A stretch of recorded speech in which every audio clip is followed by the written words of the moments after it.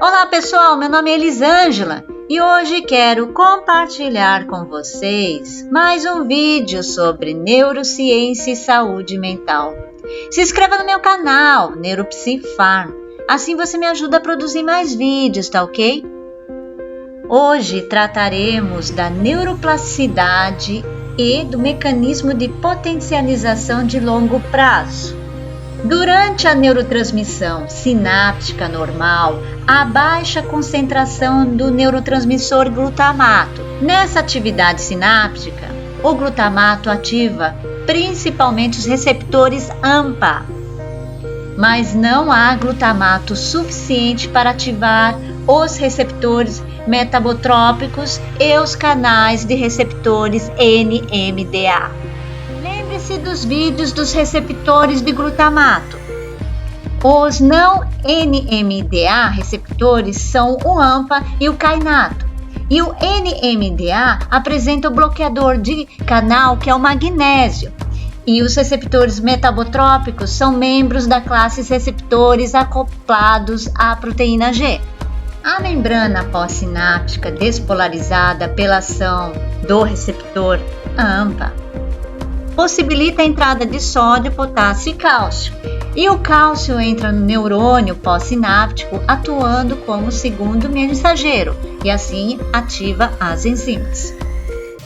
A despolarização transitória da membrana pós-sináptica, causada pelo neurotransmissor pré-sináptico, é denominado potencial excitatório pós-sináptico ou PEPS e ocorre por meio dos receptores AMPA.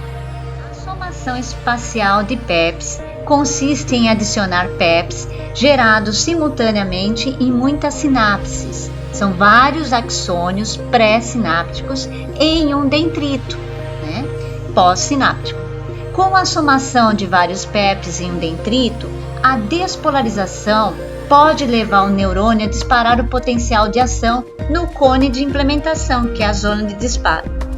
Assim, um número suficiente de sinapses deve ser ativado simultaneamente para causar uma somação espacial significativa que geram potenciais de longa duração ou potenciais de longo prazo e, consequentemente, PEPs maiores. Então, aqui vocês podem ver, são os PEPs normais e aqui, são PEPs maiores, tá? Estímulos tetânicos, que são definidos como breves sequências de estímulos de alta frequência, induzem a potenciais de longa duração. Invocam PEPs maiores que aqueles observados durante a determinação inicial da linha de base. Depois de uma salva de PEPs maiores, também chamados de estímulos condicionadores, presta atenção, libera-se glutamato suficiente para ativar os receptores metabotrópicos e os canais NMDA, que são desbloqueados pela despolarização sustentada. Bom, a ligação do glutamato e da glicina no receptor NMDA, aqui é uma parte importante que nós precisamos pontuar, os receptores MNDA são geralmente bloqueados pelo íon magnésio. Estão aqui apresentados.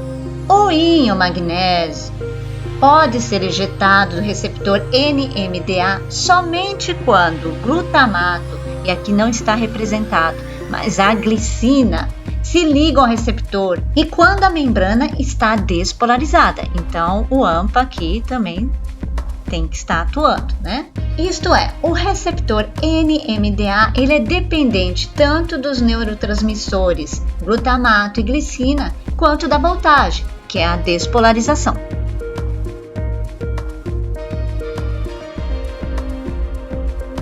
Então, a formação do potencial de longa duração, O potencial de longa duração ele é um mecanismo celular responsável pelas mudanças plasmáticas de longa duração na força sináptica.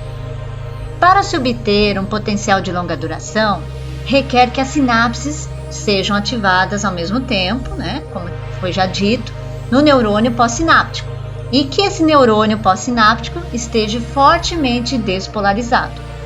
Para alcançar a despolarização necessária, com um tetano. Então, as sinapses devem ser estimuladas com altas frequências. Um número suficiente de sinapses devem ser ativados simultaneamente para causar essa somação espacial, que são os PEPs, né? Esta é chamada cooperatividade, pois as sinapses ativadas conjuntamente devem cooperar para produzir uma despolarização suficiente para causar os potenciais de longa duração. Esse é o potencial de longa duração precoce, né? Que ele causa mudanças duradouras no conteúdo do RNA e DNA dos núcleos das células nervosas e também aumenta o número de receptores AMPA. Assim, a despolarização e os PEPs para a formação dos potenciais de longa duração precoce é vinculado ao glutamato e aumento de cálcio intracelular. E o cálcio, ele age como segundo mensageiro em processos enzimáticos e ativa a proteína quinase e a calmolina. Essa aumenta a efetividade dos receptores AMPA através da sua fosforização, aumentando a condutância. O processo de neuroplasticidade pode ocorrer com alteração na transmissão sináptica, na modificação de proteínas intracelulares por segundos mensageiros, é o que o cálcio faz, e de sinapse, aumentando os receptores AMPA e de botões sinápticos, expondo-os a uma excitação intensa envolvendo potenciais de longa duração tardios, por aumento do número de receptores AMPA ativos. A formação do potencial de longa duração tardio.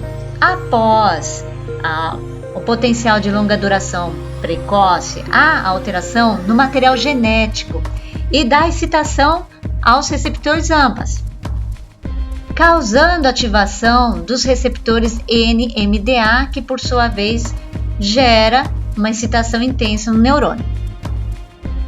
A proteína calmolina ativa organelas salpicadas de receptores AMPA, que são inseridos na membrana pós-sináptica. A proteína quinase dependente de cálcio, calmolina, e a proteína quinase C fosforonizam várias proteínas, incluindo a produção de receptores AMPA, e os levando a áreas de contato sináptico nos terminais dendríticos e promovendo a facilitação da ação de neurotransmissão e aumento da condutância. E outras moléculas sinalizadoras da transdução que controlam a transcrição do gene na célula pós-sináptica. Abertos os receptores AMPA, NMDA, o metabotrópico GLU1 aumenta o cálcio intracelular. Durante a fase de manutenção, mais receptores AMPA são recrutados para a membrana nas terminações dendríticas pós-sinápticas, como resultado do transporte alternado do receptor. Em seguida, vários outros mediadores e via de sinalização são ativados, causando alterações estruturais e levando ao aumento permanente do número de contatos sinápticos. Assim, os aumentos resultantes na concentração de cálcio intracelular ativam várias enzimas, inclusive as seguintes: o óxido nítrico sintetase. A liberação do óxido nítrico facilita a liberação de glutamato pela sinalização retrógrada, também conhecida como retorno de NO ou óxido nítrico. A fosfolipase A2 catalisa a formação do ácido araquidônico, um mensageiro retrógrado que aumenta a liberação pré-sináptica de glutamato.